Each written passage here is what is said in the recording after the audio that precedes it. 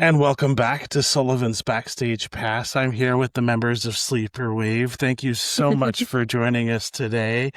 What a cool experience it was to sort of see you all for the first time on stage. It was one of those things where I was at an open jam and I saw you all get up and play as a unit. And I was like, you don't normally see this in the blues setting, right? Of all of the genres, blues, and we'll get to that in a second, but I want to go down the line and just sort of talk about like how you got interested in music in the first place. What was it that called you to music? We'll go ahead and start.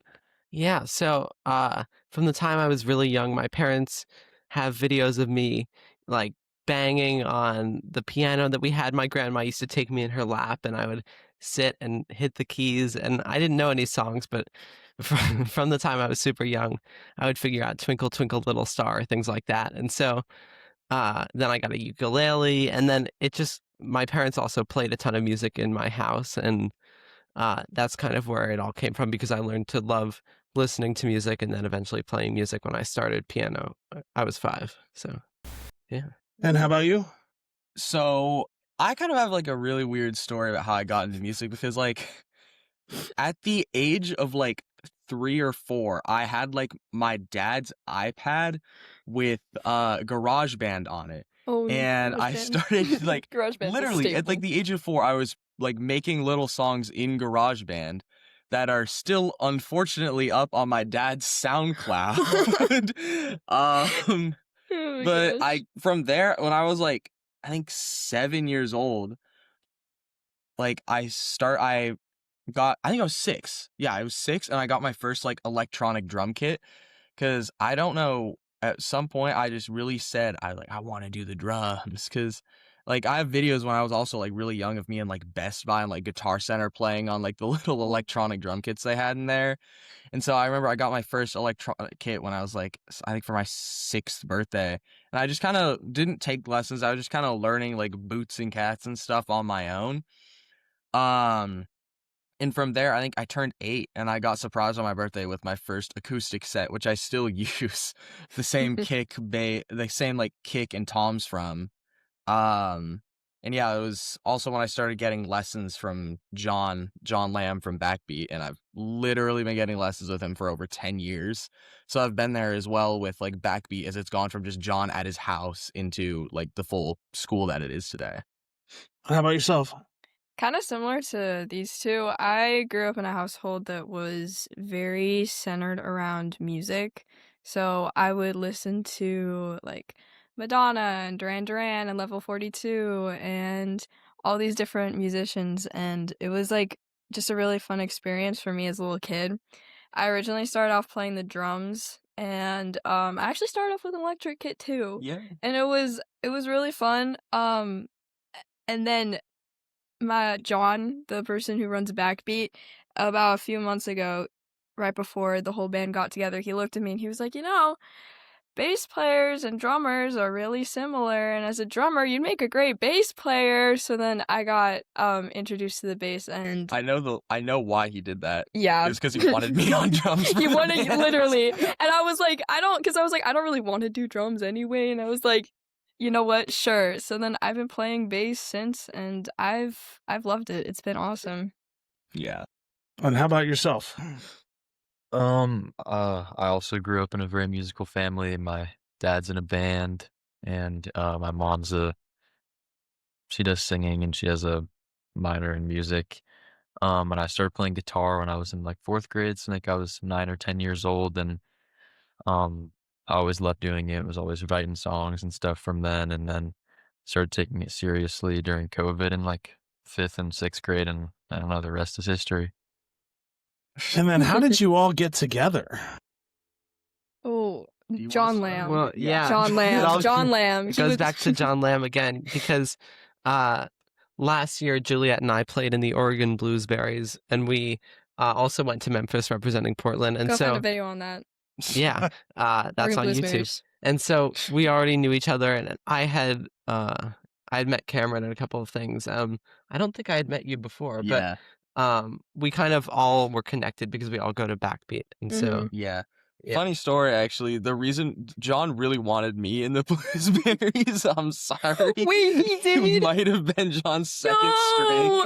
Because he asked, I John, how remember dare he you? originally asked John, how me. dare you? And I said I was like, maybe, but like I don't want to play in front of a bunch of people. I was like too scared for that. That So was I literally said me. no. That was literally me. And then like literally the whole last year leading up to this year's cycle of Journey to Memphis, he Mhm. was like hyping me up. He was like, no, you got drums this year. You got drums this year. That my entire experience with drumming last year, like for some reason as a drummer, I don't like soloing.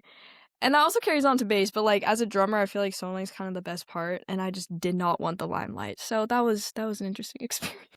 So in a way, it's kind of like a blessing in disguise. Mm-hmm. Yeah, because you kill it on bass. Oh, thank you. Yeah. You all blend well together. Like it's one of those interesting things about music where once you have a band that sort of gels and you feed off each other, Mhm. it's a unique experience. How about yourself? How did you get pulled into the band?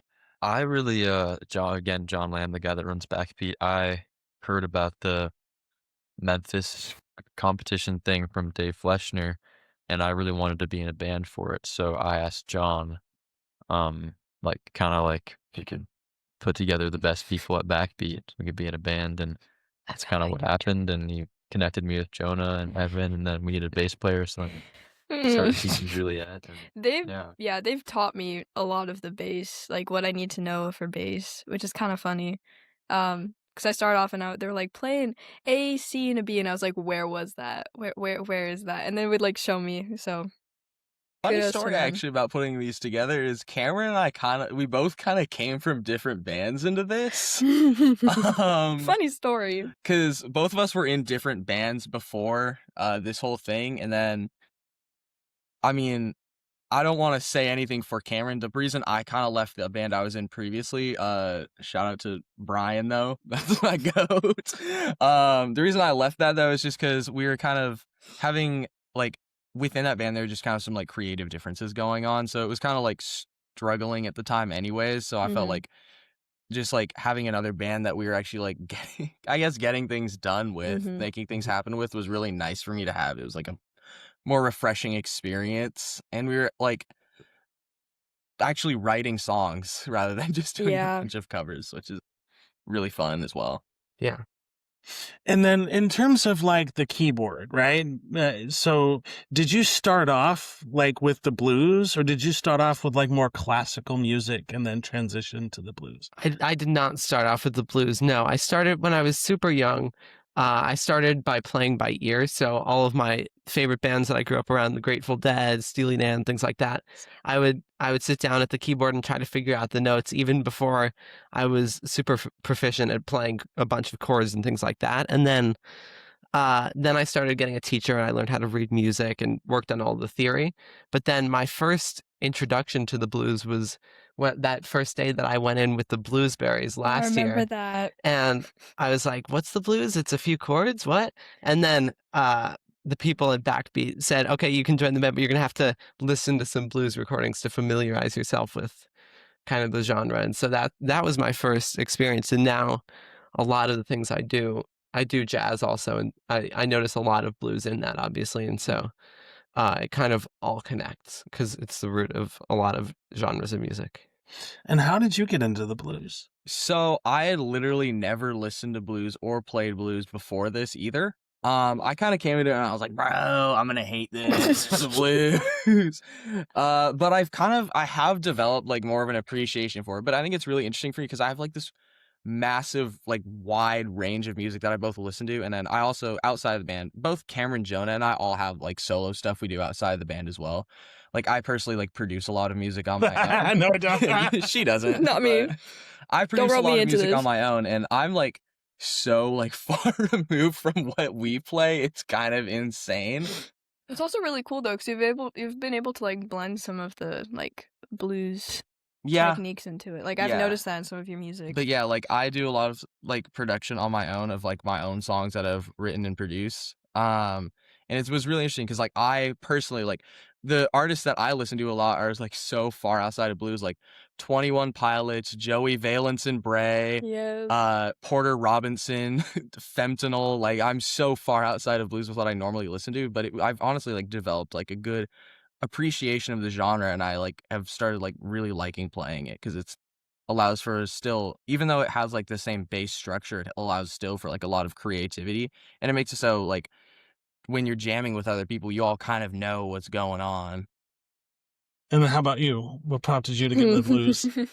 um Okay, well, before I joined the band and started playing bass like as the full like my full instrument, my full gig, I knew like a few simple things on the bass, like Seven Nation Army and like AC/DC songs that have like two chords. So I was kind of already adjusted to playing a lot of rock and funk. As a drummer, I really like to play funk and jazz. So blues, besides like last year with the Bluesberries, like I haven't done a lot of anything blues adjacent, but the blues walk on the bass has like become my favorite little like riff to do. If I'm just sitting with my bass that's not plugged in, I'll just keep doing that over and over again. It's so fun. And how about yourself? I mean, as a guitar player, it's kind of hard to like grow as a guitar player without getting into the blues. I mean, I really started out just all Led Zeppelin and all that kind of Led rock and stuff, but I Zeppelin. realized that it's just blues but blown up in a big kind of rock and roll form, and uh there's a lot of ways you can use blues to progress your playing and learn, and that's kind of how I got into it. And it's also just like one of the most fun ways to improvise solos, and it's a really fun form of music to watch and play live, I think. So that's kind of how I got into it. And then we'll go the other way around this time. Do you remember your first time on stage? Oh, hmm. First time on stage, like, ever. First time I played on, like, a big real stage with my dad's band at this, like, 4th of July festival. There's probably a couple times before that, but I just came up and did a couple songs with them and did some solos, and it was really fun. It was great. I was gonna find a video of it. So I was like 3 years old and I had like a purple sparkly dress on. I was behind the drums. I couldn't like hit the pedal, but my mom won't respond to my text messages. Mom, if you're seeing this. It was, yeah, it was a blast. I was terrified, but I was 5 years old and I had so much confidence.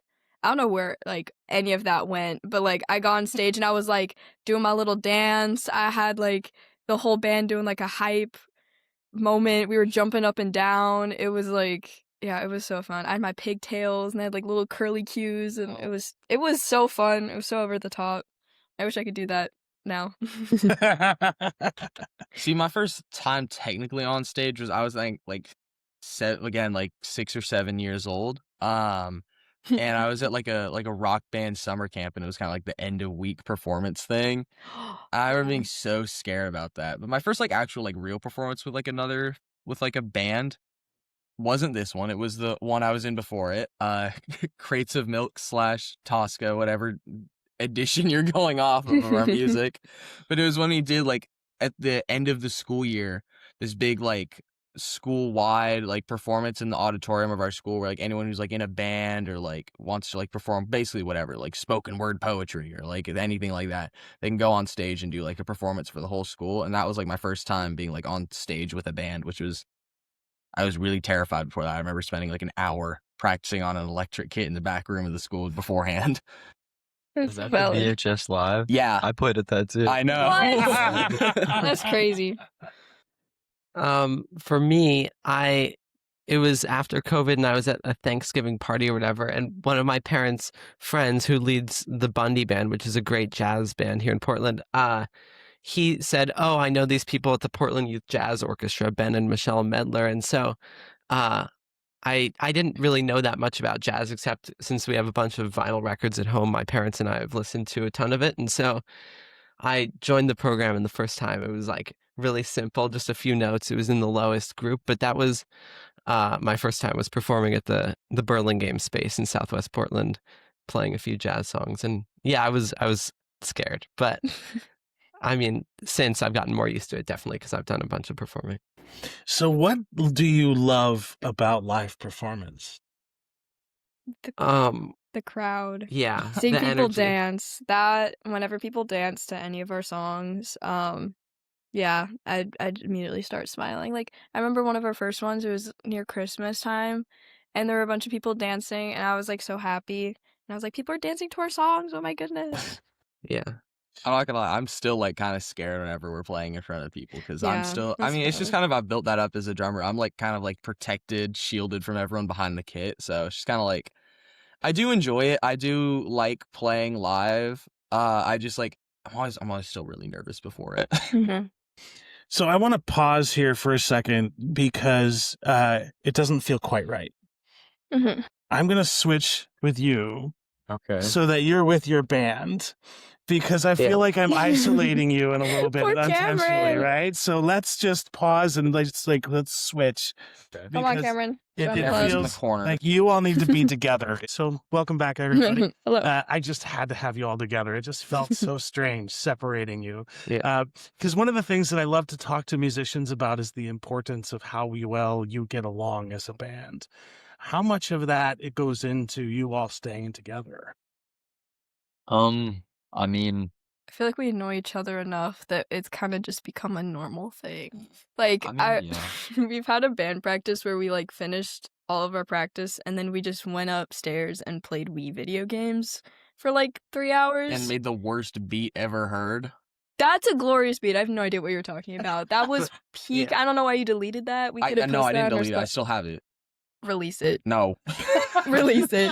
But I would say, yeah, Get him to release it. in general, in terms of like the dynamic between us, we're very good at respecting each other's ideas. If someone says, "Oh, let's add this section to a song," or "Let's end our set with this song," or start a certain song one way, I think we're really good at either saying, "Yes, let's do that," or "I have another idea," or "Let me add Mhm. on to that," because Yeah. I think that's really important to make everybody feel included. Yeah. Mm-hmm. part of it's also just like a trust thing, I think, too, is like when you get up on stage, especially, you have to know that they're gonna start the song at the Yeah. right time, and they're gonna, and they're gonna know what song it is, and if you're gonna end the song, they know how to end it, and everybody's not gonna play too fast or play too slow, and it's I think we have a good relationship with making sure that that happens, and if someone messes up, not getting too mad, but making sure that Mhm. they still know for next time. Yeah. He owns a And cool yeah. van that we all like. It's called Fred. If you see any of our posters and there's a green van, its name is Fred. And the photo of us sitting on top of Fred, that was my idea. I take full credit for that. Shadow.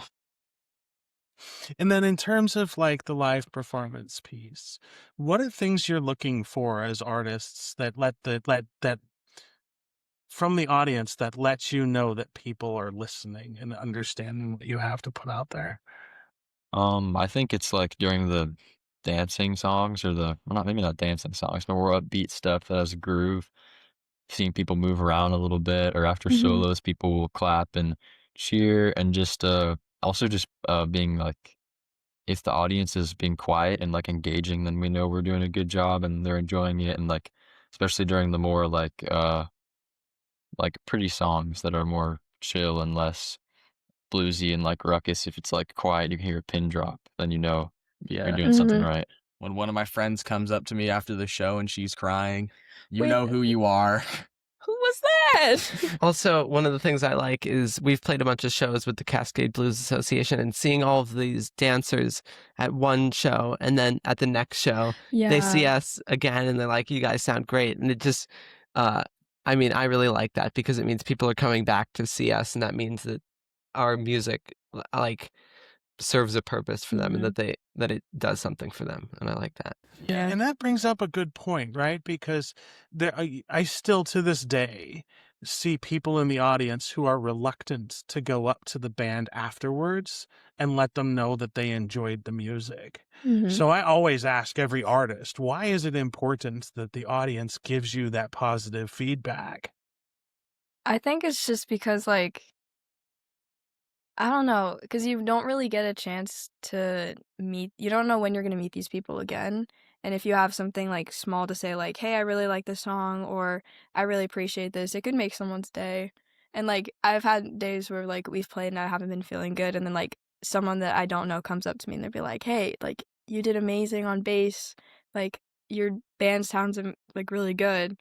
And yeah, it's made me feel a little bit more confident to like go and talk to like people of other bands after they're done and like make that interaction myself.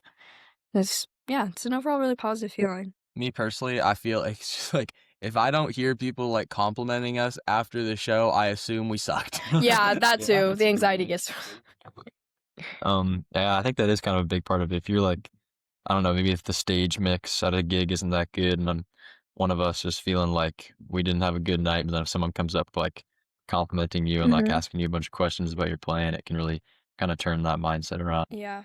Also, if someone comes up to us and says, oh, that last song rocked, or I really enjoyed that one that was slow, or we know which songs, that helps us know which songs to play at future shows Yeah. because we know what kind of audience prefers what kind of song, and that helps when we're planning a set list sometimes. Yeah.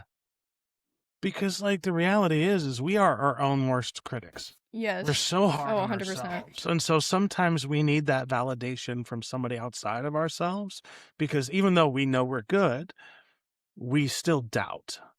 And so when that creeps in, we have this outlet of people telling you that you did a great job, and you all are phenomenal musicians. Thank in you. your Thank own you right. so much. Thanks so much. It does mean, it means a lot to me to see people that are just starting out, and I hate to say just starting out, right? Because you all have been playing for years, right? It's not like you picked up a piano yesterday, right? You've been playing for years, and so like there's that level of commitment that is required to be stage ready that I have to acknowledge on any musician that I see.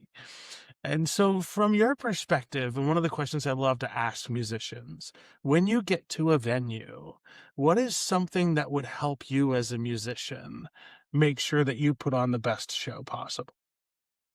I mean, being on time, having people there that help you and like are nice and give you good sound, like having a good sound guy that cares about you guys sounding good is a big thing, and just anything that can make a load in and like the sound check and preparation before a show less stressful makes it better, because if the more I am relaxed from having such an easy experience leading up to the show, the better I'm gonna play because I'll be more relaxed during the show. Yeah. But nonetheless, like even if it is like a really weird situation leading up to the show, like as soon as I get on stage, most of the time all that kind of goes away. Yeah. But it definitely makes a difference. Like yesterday, we played at PNC Live Studio, and Greatest sound guy we've I know. ever had. Literally, They- oh my they were gosh, so whoever you nice. were, Yeah. thank you so much. I already forgot your name, and I know you forgot our names, but thank you so much. Yeah, because just the whole setup, and we got like many different times of testing each individual Yeah. instrument and then playing through as a band and specific levels in each monitor. And like Cameron was saying, if we're all relaxed, it really helps to just let us kind of jam more and improvise without having to worry about, oh, are we hearing this instrument enough or not? Yeah. Yeah. Also, really small one, but snacks. I was and about to say drinks. that. I don't like playing when I'm hungry. Yeah. That's actually Like, kind of a big one. Yeah. Also, because, Yeah. like, okay. I feel like also, if the people don't treat us like we're kids, like, sometimes we do need help, but also, like, I've had experiences where I'll come up and someone will be like, oh, do you need help carrying that? It's like, you're like, your arms look so small. That is a comment I got. And I was like, no, I'm good. Thank you very much. So, like, if the people are respectful and, like, if they notice that I'm struggling, be like, because I have no idea what any of the dials on most of the amps do. Like, I don't know any of that. I called Cameron over yesterday, and I was like, Cameron, I don't know what the amp does. How do you plug the bass into the amp? But, like, yeah, just being respectful. Snacks always help. Yeah. And then in terms of like the live performance piece, because you already had said like you have a set list, do you ever like feed off the crowd and like say like, no, we're going to play a different kind of song based on what you see in the audience? Not really. I think we would do that more, Yeah. but That'd be because fun, we too. only got together in September and we've been like Yeah. kind of had something to work for. We've had like a lot of, I don't know, we were working for Memphis pretty hard trying to get a really good set for that. So we don't, just most of the shows we kind of like play all of our material. We really can, I because it'll be mean, like 40 minutes. Like the longest shows we play right now are hour-long sets, Yeah. and that's pretty much as every long as we single, can go yeah. at this point. But we're gonna try to get that up so we have more to choose from. I mean, Willamette Falls, there was a moment where we're like, the crowd was asking for one more song. We're like, okay, random blues in D flat. Oh, And like, I feel like I think isn't that one of our most streamed songs somewhere? yeah, I don't know how. Somehow. Somehow, and we're just like, oh, because I Yeah. chose D flat because it's his worst. Yeah, I'm like never he doing hates that D again. flat, Trying to mess with and I was just trying to mess with him. And then we played, and it was pretty chill. And then Now it's up the on people like Spotify, it so- apparently.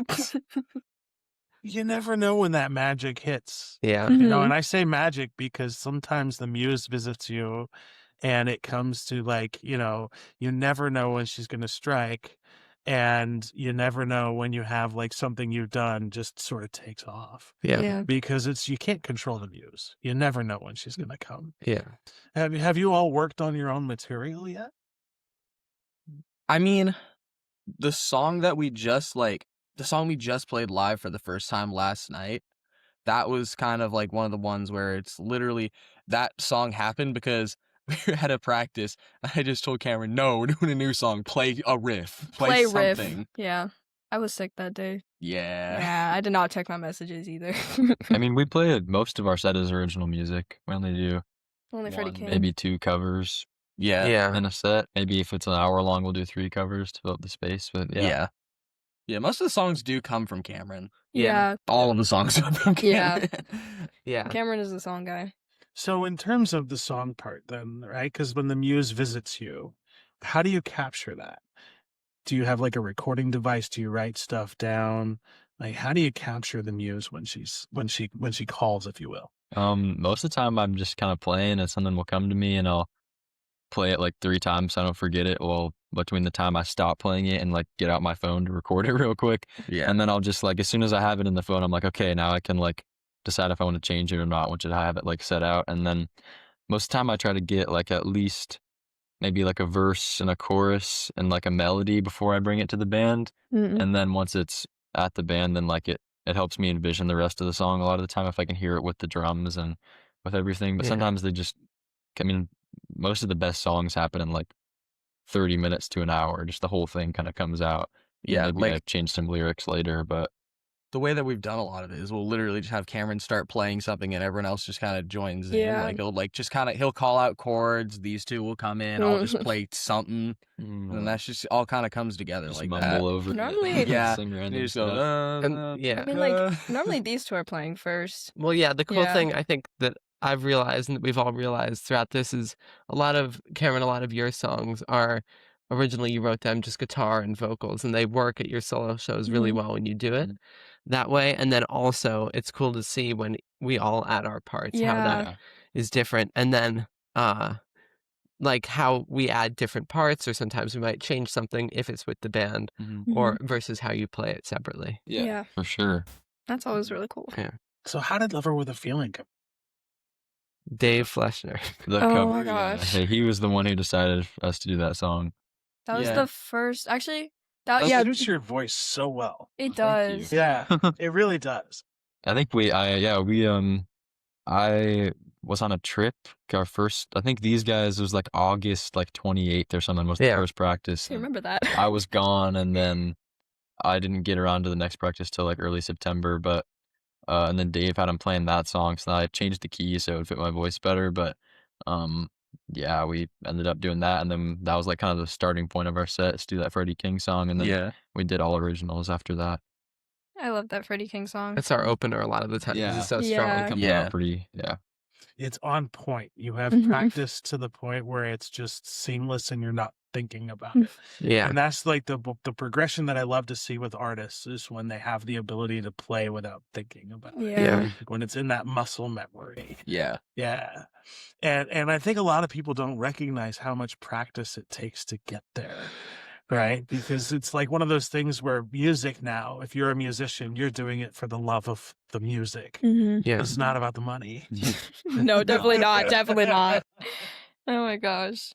So in terms of like the piece of like when you all are performing together, and this is sort of like I'm going to do a round robin, if you will, right? Yeah. Because I want you to all sort of acknowledge what you love best about your fellow musician. And so we'll start down over here and we'll go through and say, what do you love best about his performance? Oh, okay, we're doing compliments. Yeah. Okay. Uh-huh. Wait, Oh, so wait, I was wait, gonna starting with you. Yeah. Wait. Yeah, Yeah. start with you. so Yeah. if he wait, Me. You. I Yeah, say You said, yeah. we say thing about you. Okay. Okay, Yeah, I feel like you can genuinely just like genuinely. shut up. You always like have like a really good like I don't like a riff or lick that you always have going. Like you like I'm so impressed with like your ability to solo and then just like constantly like adapt to what's happening. Thank you. And Yeah. like just like the riffs that you do sometimes, like you have like always like a little bit of like an extra like flair, a little bit of like cherry on top of like whatever's being played, and it always sounds really like good. It's not like overpowering, but it complements the song really well. Thank you. I don't know like how you do this, but whenever I make a mistake, he somehow is able to figure out like 2 seconds before I make the mistake that I have made a mistake and then just covers it up. Like there's been multiple times where I've missed a full verse. I've done the chorus several times and then I realized, oh wait, no, we're supposed to be going to the bridge. Oh, bridge means verse to chorus. And I talked to the We'll work on that. Shush. Halt. Okay, but like, yeah, I don't know. I don't know how you do that because I talked to my like anyone in the crowd after, and they're like, "You did what?" And I don't know if they're trying to just make me feel better because they probably are, but like, No, my dad plays bass. He doesn't notice. hey, okay, so yeah, I don't know how you I do guess that, it but works. you're somehow able to like read minds and figure out like before I'm gonna make a mistake and just cover it up, and it works. So yeah, you're really good at that. Thank you. I mean, it's kind of hard to find. Like, Jonah can kind of hold his own with anyone on stage, and we're in Memphis. Like, Yeah. he was Yeah. at his piano player. That was crazy. I was like, wait, And I mean, that it just guy. doesn't matter who the level of playing is. He can always hold his own with anyone, any other piano player, any band. And also for me, it's like it makes me a lot better because I haven't had someone that is at a higher level in the way that I am in a while. And then but Jonah, like when I'm like the other bands that I've been in just haven't been as Together. together, but also just like the level of play is a lot higher in this band, and like I'll play something and Jonah will just be like, no, that's like you're not doing that right, and it'll be like one note off and it'll be like, that's an E, not an E flat, and it's like he doesn't even know where the notes on the guitar is, but his pitch is just so good. It's like it's really nice to have. It's a very good critic to have because it keeps me getting better. He has like Yeah. perfect pitch too, which is like Not I mean, quite. okay, like really decent. Yeah, like- great pitch. I have great pitch. Okay, sorry, really good. Yeah. Okay. Well, thank you. Jonah, guys. start with Evan. Yeah, please. I love the way that you can just, like we were saying earlier, when Cameron brings in a song, just come up with like a drum beat that complements it very well, and then paying attention throughout the song of, oh, the verse should be on the hi-hat or the chorus should be on the ride, and kind of playing off of the rest of us, Mhm. because I think that's really important rather than just sticking to one thing the whole time. Yeah. And I like that a lot. Again, I don't know how you do this, but like coming from the drums, I like was never really able to solo, Mhm. and your solos are just so well thought out. Like I have the stank face every single time. I'm just like, okay, yeah, that sounded good. What's crazy And is it's I'm like- not thinking. I overthink. I'm just like, okay, we're doing triplets here, and then oh, you knucklehead. I'm like, anything you do is just like so. I lost where my thought was. Okay. Anything you do is just like so put out, and it feels like it's been pre-planned, but it's not, and it's crazy to me because it just works so well, and you always like land on the beat, and I'm like trying to figure out when I'm supposed to hit my 1/4 note, and then you're over here doing like 3/8, 17/46, and yeah, I find that really impressive. I mean, Evan holds down the groove, and And bromance He- continues. okay. Sorry. It's like when we were in Memphis, there was Sorry. some of the other youth bands had really good drummers, but everyone overplayed and did not serve the song as well as Evan did. Mhm. And it's like you know, like some of them had great solos, just like Evan's solo, but like none of them made the band sound as good as Evan does. And you pay a lot of attention to what the song needs and not just trying to like show off and do fills every second. And Yeah. that's really, really nice to find, especially at like musicians our age. Yeah. You're doing Now great, it's Ben. Julie's turn. Compliment me. I mean, the fact that you've been playing bass, I know this is the obvious one, but the fact that you've been playing bass for 6 months or something like that. I mean, I remember like the first time we practiced, you like even though you had barely been playing for a little while, you were still able to pick up the bass lines, even though you hadn't necessarily played them before for like Love Her With a Feeling on the first day. And just being able to like incorporate new things, even if they're only taught to you like once or something on the bass, is really impressive. Thank you. Yeah.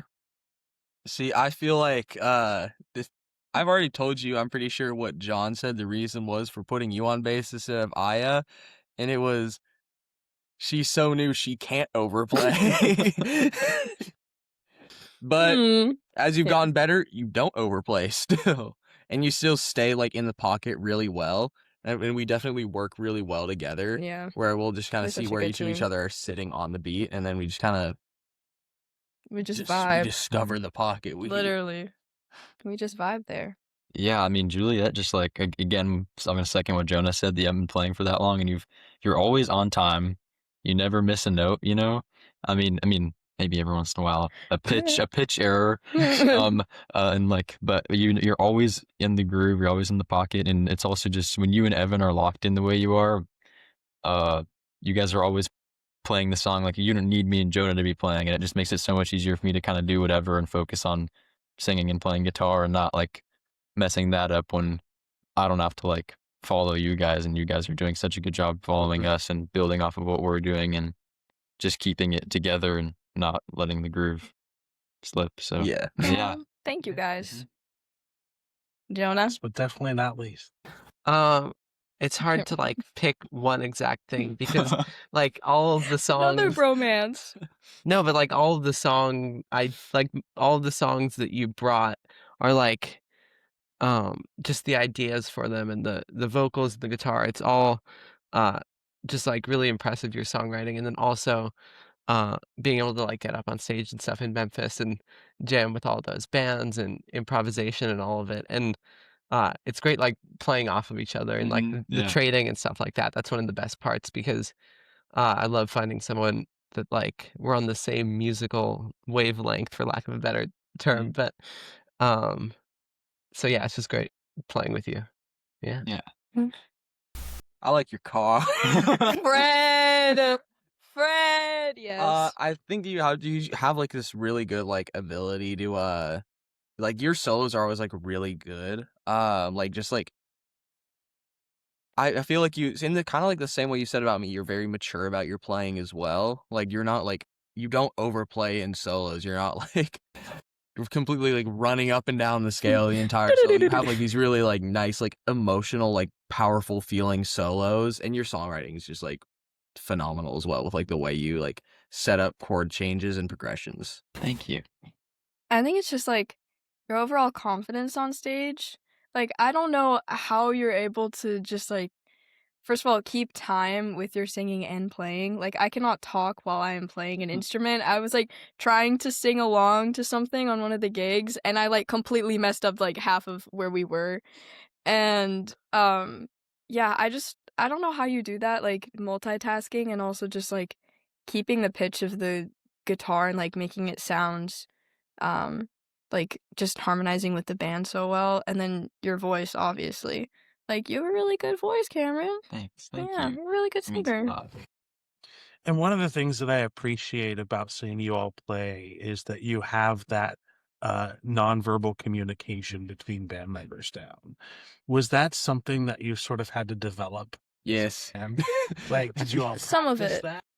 Some of it. Yeah. I mean, okay, I think Dave kind of helped us with most of it. Yeah. Like, some of it we've kind of figured out, like, okay, when Jonah like looks at all of us, like he That like means my he solos does the are- wide eyes with the Yeah. and then we all realize, like, okay, something is about to happen. We need to like figure out what's about to happen so then we can prepare for what's about to happen. Yeah. But And like, a lot of it has just come from playing together a bunch on stage, because at the beginning we were trying to do some of it, but we just didn't have the like understanding, I guess, of just playing the Yeah. songs enough times to Yeah. know that, like, okay, let's all look at each other before we go to this section of the song or Mhm. something like that. yeah. And then in terms of like the performance piece as well, how much do you focus on the volume before you perform? So there's a funny story about the bass volume. So there were 3 gigs? Yeah, 3 Yeah. gigs. So, basically I had a lesson, and John told me, "Okay, you can go use the amp in the second room." So I went and I got the amp from the second room. It was a guitar amp. I played several gigs with the guitar amp, and I didn't notice it until Cameron walked up and be like, I think that's a guitar amp you're using." And I was like, "That's why I've been so quiet." Because as a bass player, obviously I'm, like, pretty quiet. I mean, I'm quiet as in you can like feel the bass, but you can't like hear exactly what I'm playing. But it just made it so I was standing there right next to the bass amp, and I was like looking at the controls, looking at my hands, and I'd be like, I cannot hear what I'm playing. So besides from that, I think our like overall volume and control on that is really good. I mean, one of the things we've had to learn from Dave is we have to play to the level of the room that we're in. Yes. my- Like we can't just be like in a box just completely slamming it out with the amps on full volume, as we learned. It will not sound good. As we have learned. And yeah, I think that's one of the things I definitely think we do the best is we always have a very good stage mix. So even if like the sound guy like is just like on his phone the whole time and like isn't really doing anything, we can adjust our stage volume that we sound really good. Or we've played rooms a couple of times where there's no PA and we're just kind of like maybe the kick drum is mic'd and the keys are coming out of a speaker, but then the bass amp and the guitar amp and that stuff's not mic'd, so we have to like blend that in and try to make it sound good. Yeah. And I think that's something that a lot of bands don't do or not a lot of bands, but like something that like definitely shines through when we play with other bands is we always have a very good stage mix and are conscious about our volumes and not being too loud or being too quiet in certain parts. And Yeah. I also think like no one wants to overpower anyone else in the band. Like I haven't had a moment where I'm like, I mean, I obviously yell at them when I'm like I'm trying to tune the bass, and then like Jonah's over here playing Mary Had a Little Lamb, and then Evan's doing like whatever Evan's doing on the drums. So then like most of the time I feel like, especially during practice, that's the only time that we're like someone needs to turn down, but that's normally because we're in the living room of his house. But like no one wants to overpower anyone in the band. Like there isn't a fight between the keyboards and the guitar of like who wants to do which solo. Like Yeah. if he starts a solo, then Jonah like automatically kind of just backs off and like takes like words. Yeah. I mean, Yeah. like with Jonah, like I know, like if we're about to go into keyboard solo, I gotta come down a little bit Yeah. because drums are loud and the keyboard is not as loud. Yeah. Stuff like that. But I appreciate that you take that into account, right? Because not every live performance does that. No, yeah. And from an audience perspective, that's huge. One of the things that I learned from Memphis myself was there was one band that was performing so loud that 4 people left and complained that it was too loud before they left. Yeah. Whoa. I mean, like one of the things is like it's generally for stuff like that, it's better if you don't notice how good we are at it. Yeah. Like Right. It's one of those Yeah. things where if you don't notice, then you know you're doing it right. Yeah. Yeah. Yeah. Speaking of Memphis, you all went to Memphis. We did. What yeah. a cool experience that must have That been. was so What was fun. your favorite part of Memphis? Oh my god. I mean, for me, probably just like getting to be in an environment where it's just all music, like really like 24 hours Yeah. of the day, Mm-hmm. just playing from like every day from like 10 a.m. or not obviously like every hour, but like you're just doing music stuff from like 10 a.m. to like 2 in the morning Yeah. every day. And it was awesome getting to jam and meet so many great musicians and some really important, like kind of big deal musicians too. Mm-hmm. Yeah. And a lot of like networking and cool opportunities there. So that was fun. Honestly, okay, the outfits at Memphis were kind of fire. I saw someone with like Something like that. a really big trench coat, and it was just covered in like these gold little sequins. But besides like the whole fashion sense, just like connecting with people my age who also enjoy music and have like a variety of different backgrounds. Like I made some actual good friends while we were on that trip. And I still keep in touch with them. And it's like really fun because some of them live in like Colorado, some of them came down from Canada, and like I still follow them and we still chat sometimes. So I feel like the fun little connections where I'm like, if I'm ever in Colorado, I'll come see you. It's really wholesome. I mean, I just kind of liked getting to play in front of like these like massive crowds of people because Yeah, it's like that a too. very unique experience. As well as like the like workshops they had set up for us as there as well were fun. And also Juliette and I went to a car museum, which was cool too. That was sick. I got a little car figure. I got 2. Yes, you did. I did. You spent your food money on that. We don't talk about that. My favorite part, I mean, I guess it's similar to Cameron's, but just kind of all of the opportunities we had to play, just every day, and then also, just all of the people, not just that were playing in the bands, but that were there to see music, because it like really showed how large of a music community there is, and then also, just like Evan said, the workshops. I mean, the 3 of them kind of covered all of it, but all of it would also be my answer because it was amazing both of the times I went. Yeah. Oh yeah. Both the times. Yeah, you went twice too. I'm just saying. And then in terms of like the piece of the Memphis piece, what was the competition like?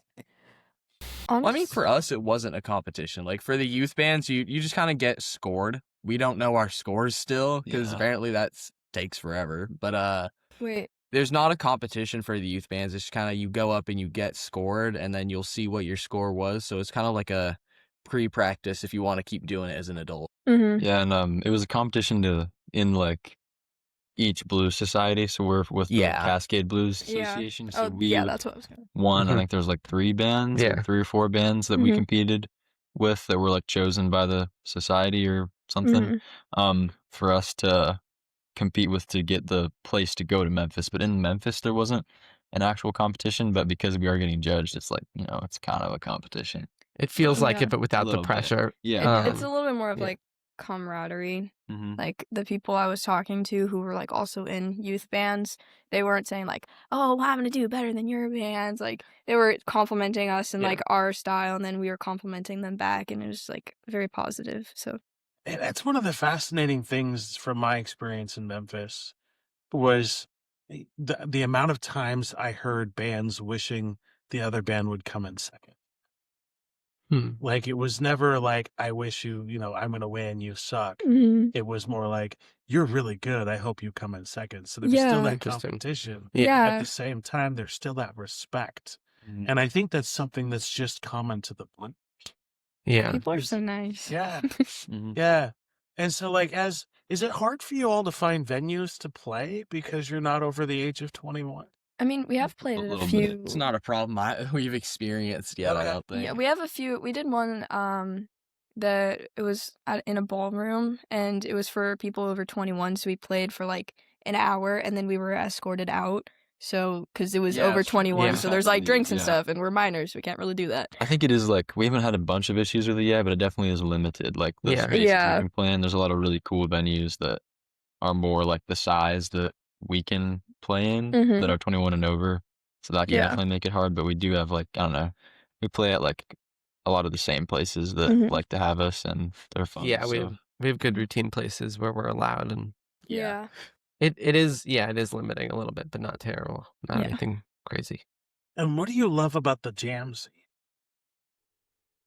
I mean, I can't comment I 'cause I will- don't do jams outside of Memphis. I would say it's pretty fun just to get up with other musicians, and then also like a lot of times when you're playing with a band, they're doing all their stuff and we're doing all our stuff, and there's not a bunch of time to like talk to them. Mhm. But at the jams, like you're kind of either talking to someone about like your playing or your gear and stuff like that, or you're playing with them. Also, it is kind of fun to be like a teenager at like a Mhm. blues jam because Yeah. everybody like there is like way older than you, Yeah. but then you get to I like got play free with them. cookies. So I it kind got of free feels like cool. cookies. But yeah, Kind of off of that, actually, one thing that I feel like is kind of like unfortunate about like our like genre is that like because like most people who are into blues are like an older demographic. It is like with regards to like I'm thinking more of like streaming. It's like you're not gonna get as many streams because there's not like an I'm usually all for like with my own music I always promote everything online. Mhm. And so you're not gonna get as much of like a Younger generation of there's not gonna be as yeah. many people online you can promote to, which Yeah. is also why we do kind of like are also like expanding outside of blues as well because we want to have like a large like target audience. But Mhm. like it's very much different with us where like I with my own music I could like promote it with communities of people that I'm involved with, and then like I can generally get like multiple hundred streams on like songs that I release within Mhm. like a week or so. But with us it's like we have to kind of like play shows to get people to listen to us more Yeah. because it's like of that older demographic that we have, which is also just why it's been something we've been doing now that we're like finished for now with Memphis, is that we're also trying to get more into like that like indie rock and Yeah. roll type of sound as well, so we can have like a wider demographic of listeners. Yeah. Just trying different things. yeah, and just like I mean it is hard, the online presence like Evan was saying. So, but it is funny, like a lot of times there'll be people that will. When we were on the news, we actually got a decent amount of people coming to shows from that, I think, because Yeah. The news was a big more one. from That was but- crazy. Yeah, like posters and stuff work too for promoting. That's actually worked out Yeah. pretty well, as we saw yesterday. And Yeah, like more Yeah. traditional Yeah. media has been what worked well yeah, for us. and just like I don't know, I wouldn't really say we have like a genre. Just like playing whatever we want to do and good music. We No. should go around in Fred and throw posters at people's doors. I Like do- the old I think newspaper it style. is, Like, like- and we'll pedal by on a bike, except the bike will be Fred, and then we'll just chuck stuff at people's I doors. feel like for our "Come to genre, the it is a band." little bit easier to name genres we are not. Yeah, Yeah. Yeah. We are not Uh, hyper pop, and we are not. We're not heavy metal. Yes. We're not rap. Cameron, you need to get on that. But Tap Okay. in, play a jazz beat, and the camera and raps over it. someone else Yeah. can do the rapping. But the good thing about the way we started with the blues is that there's such a great live blues scene Mhm. Yeah. in Portland, and just I think like with the Cascade Blues Association and all of their followers and the people that go to all their shows routinely, it's helped They've us. backed us really well. Yeah. So we Yeah. always A have lot an of audience. opportunities Yeah. they've given us. Yeah, it's really helped us. And how much of a what does that make you all feel as a band when you see that community support? I think it is really just like it's definitely on a smaller scale for us, but like when people will be like, "We saw you here," so then we like saw you guys were playing at this other place, and then we came out, and it's like, Yeah. oh, like it's fun to feel like you kind of like fans. Yeah, Yeah. groupies. And part of that is definitely due Yeah. to the Cascade Blues Association. There's like some regulars that just kind of go to almost all the shows that Mhm. they promote, and we've seen them. Some of them went to Memphis, and I've like seen us at almost every show Yeah. we've played. Yeah. It's really fun. Just like recognizing faces, and also like we signed people's like posters yesterday. And that was Yesterday, yeah. like there was Yeah. like a meet and greet after, and I was like, I don't think anyone's gonna like come to the meet. Like, what are we even gonna do? And people were like, hey, can I take photos with you? Like, can you sign my? I was like, Yeah, they had like Yeah. posters from past shows, what? Yeah. and I was like, God, you Which saved means they were those? there, and- I need Yeah. to and they save followed. those. Yeah, It's like I don't even remember what we had on the poster. It was crazy. Like we were such a big deal to some people that like we signed stuff, and I normally like reserve that for like really important Yeah. musicians. I think the coolest thing is like a lot of the time is we've been like getting treated less and less like a bunch of kids. Yeah. the Yeah. times. Yeah. Definitely good. Yeah. I mean, we're we still taken are more kids. seriously. Yeah. Mhm. we're treated as our age, not anything below it or above it. I think part of that is also just taking it seriously. Like when you go to a gig, you're not like Mhm. messing around like a bunch of teenagers at like a nice venue would, and you gotta Yeah. respect the sound guy. And the more it's all about the sound guy. Like if you're It's really all nice to about the the sound sound guy, guy. they're gonna make you sound good. And if you're just like Genuinely might have been on an disrespectful, like acting on your movie. phones, messing around, taking forever to sound check, it's probably not gonna like you very much. Yeah. So, Yeah. I mean, and then we you won't walk- get we invited walk- back to yeah, that then you won't place. get Yeah. back. But it's like if you show up and you know what you're doing, and if you need help, you ask for it. Yeah. And you respect all the people trying to help you put the show together, people are going to treat you a lot better, and you're going to get a lot of opportunities from that. And we've done a good job of that. I Yeah. wouldn't say we don't mess around, but we lock in when we need to. Yeah, we like Well, if there's always time for having fun. Yeah. I mean, yeah, I might have been on the dash in the green room of the show last night, but that's several okay. times. I have video proof of that. I have video proof. So I apologize for chuckling, but the face Evan had when you said that was just like, I couldn't help it. Oh my gosh. Yeah. Do you have a favorite song What do you mean? like that we've done as a band? I'm curious. Oh, I love the cover you all do. Yeah, me too. Yeah. Me too. Like seriously, That's my that favorite. song just fits everything about you. It really does. Like the musicality, like it's just, you can tell that you have ironed everything out, and it's just top notch across the board. Thank you. Thank you. Yeah. That was my favorite too. I'm surprised that one isn't like our most streamed currently though. I mean, Well, yeah. But it's a cover, so Yeah. y'all need to streaming, get but on that. Fun for live. Well, and it's complicated too, right? Because like what happens with the algorithm is if you do have Yeah. a cover, they literally downgrade the stream. Yeah. And so what YouTube does, and a lot of people don't realize, is you put out two exact songs at the exact same time. One's a cover and one's your original.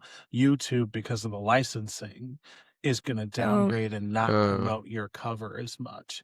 And it's a real problem. And then also something else you might encounter if you do this sort of cover piece with YouTube is you get an email about a week later, and this happened to me just about a month ago, saying an artist saw your cover, which I know is not true. Nobody's like, they're not watching my stuff. Mhm. But an artist saw your cover and we're taking away your monetary rights for that post. And so YouTube really is aggressive Yeah. with bands and covers. Dang. And it's unfortunate because like there are so many bands out there that have that one song that is just a different interpretation. That's Mhm. just like, Yeah. Yeah. But to circle back to you all and sort of like how you've come around and what's next, because you just round up the PNC part, right? What kind of shows you got coming up?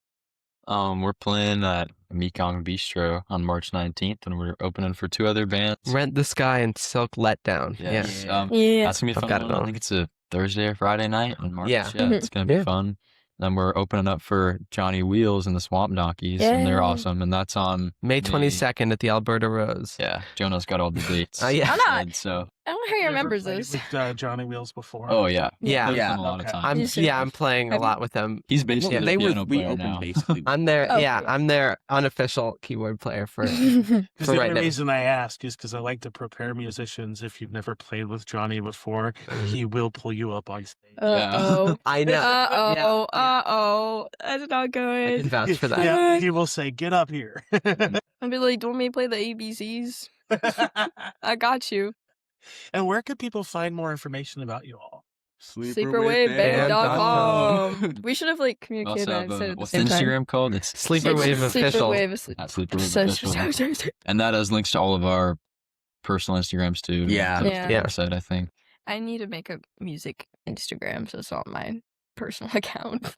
But yeah, on our I forget website to we do have videos and we have like an article about us from Coin when we were on the news. And so Yeah. that's kind of like electronic God. press kit. And then we also have it's just like a place for everything that we The have. Yeah. Instagram? Or Yeah. The website. The website. Mhm. You can get to Instagram and YouTube and all that. Yeah. Yeah. And if you just search up like Sleeperwave Band Portland, Oregon. If you literally just search up like even I mean, Sleeperwave, there's another band called Sleeperwave though. But they're like if you No, just they- search they're Sleeperwave, done. it'll Like, they're show not up They're first. not. Yeah, I don't think Okay, they're yeah, playing that anymore too. though.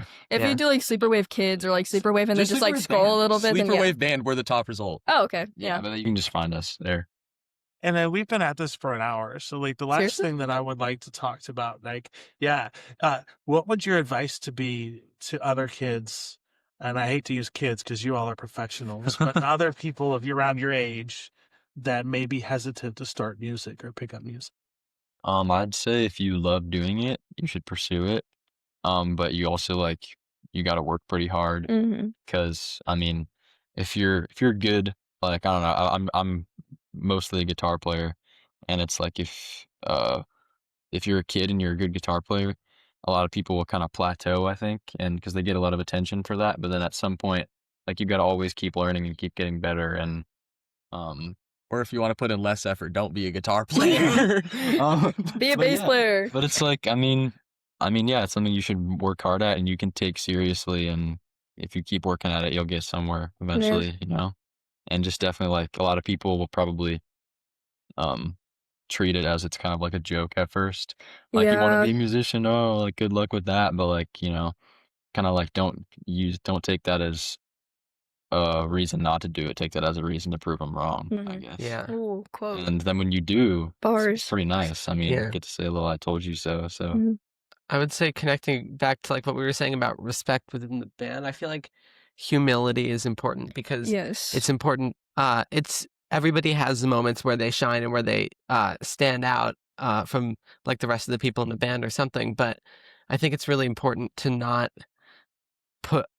place yourself in front of others, whether that's actually musically when playing on stage or just kind of when you're communicating with other people, because it's a real community and a collaborative scene. And I think that's one of the ways we've gotten a lot of attention is we've been easy to work with and we've been very deferential when we've needed to be. And I think that's important. Like, I think one of the biggest things is like talk to people, make connections. Mm. And like I feel like the easiest way to like get like an audience quickly is find like a more niche genre. Like there's not a lot of younger bands playing what we're playing, which is why we have like gotten like as good of an audience as we have quickly, and also through connections through the CBA. Yeah. Like you're not Get a gonna sponsor. shut up. You're not gonna get like 1 million monthly listeners on Spotify if you're the 300,000th underground rapper from Portland, Oregon. Like you have to like find something unique and niche to yourself that you also enjoy. Yeah. yeah, I'd also say, like, you only live once. Like, don't start music thinking, like, oh, my friends are going to think that this is cringy, or, like, someone's going to find out and I'm going to get teased because of it. Like, who, They're like, not your friends if they doing that too, by the way. fair. But, like, who's That's the really chuds. going to care? So, like, I started off with, like, when I was playing the drums and I was like, oh, what if I mess this up and, like, somehow people at school will find out and, like, I'm ridiculed because, like, no, that's not going to happen. Like, take a second and just, like, breathe and think, if you really like this and if you really want to do it, even if you're just curious, like, do it, try it. Maybe you'll find something that you didn't really think you would like bass. I didn't know bass was going to be my thing.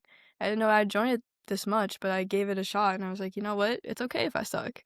Like, Yeah, I'll I mean, get better. even with this, I've literally like, I think people like are kind of like give themselves like a worst case scenario. Like, don't be Yeah. afraid to put yourself out there if you believe in yourself. Yeah. Because like, I'm gonna be honest, like the only the only time someone from my school has brought up the band in a negative way was when one of my friends saw me driving you like somewhere. They were like, oh, you on a date with Juliette? We've gotten that so much. Good lord. also just like know what you do well, and if you see someone doing something and you think like, oh, they're so much better than me and like I'm not good, like you have strengths that other people don't have, and Yeah. it's good to lean into those and like do your thing and Yeah. do what you love and spend a lot of time working on Mhm. that. And it's obviously good to like branch out into other stuff and learn as much as you can, but Mhm. if you have something you do really well, people are going to want to hear it. Yeah. And set goals for yourself and try to learn.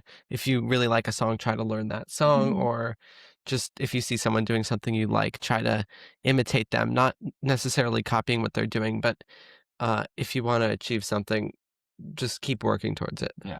Yeah. I'd also say, like, don't have your first thought be, after seeing someone who, like, you find really inspiring, don't make your first thought be like, oh, I could never be like them. Because you don't want to be like them. You Yeah. want to be your own person. So, like, look up to people and say, hey, I really liked their riff, or I really liked how that band performed. But don't criticize yourself if you can't be exactly like them, because you're human and you make your own choices. And one thing that and I'll say this to you all in closing, right? I'll give you one piece of advice if you don't mind. Yeah. Yes, please. Don't pay attention to the naysayers, right? There are going to be trolls out there who say things negatively just because they're negative, right? Yeah. So when you get increased in popularity, you may see some negative comments on your socials. Pay no attention to that crap. Yeah. Right? Because there's a difference between constructive criticism from people who love you and the trolls. Yeah. Yeah. They have So nothing better as to you do. progress, and you will progress, right? You all are talented. I see a lot of great things musically in your future. Thank you. So I just want to acknowledge that as you progress, disregard the negative bullshit Yeah. because Mhm. it's not worth your time. Yeah. Yeah. Focus on the positive. Keep doing you, and the sky's the limit. They just want a reaction. 100%. They And have it doesn't nothing matter better what to your do. spot or how you say it. It's not going to Yeah. change their view. Yeah. Yeah. You can't please everyone anyways. Too, Yeah, so. and you don't want to. I feel like Yeah. if everyone agreed the sky was blue, then that'd be a Yeah. weird, that would be a weird utopia world. Something would go wrong. So, and I'll end the podcast the way I always end the podcast, folks. Be kind. We all live on the same planet. We breathe the same air, and this world would be just a little bit better if we treated everybody with a little kindness and respect. And go check Sleeper Wave out. Yeah. Enjoy their show. Sleeper wave. Yeah. Sleeper Thank wave. you for having us, Sean. Thank you so much.